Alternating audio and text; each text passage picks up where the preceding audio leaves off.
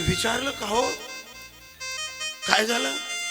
म्हणे महाराज या बाईचं वागणंच असं होतं, हिने जात पात धर्म काहीच देख नाही, भुक्यानी भूक जाणे वेतिशानी तीच जाणी होई.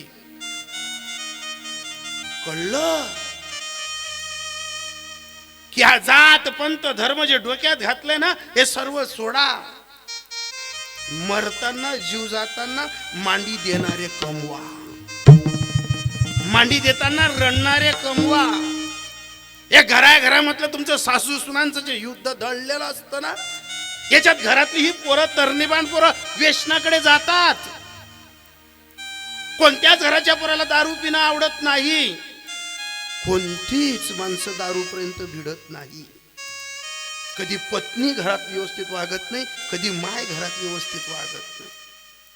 अशी काही झुंज पेटवतात तुम्ही की कर्तबगार सासऱ्याला आणि नवऱ्याला हाणून पाडता. परिणाम काय झाला?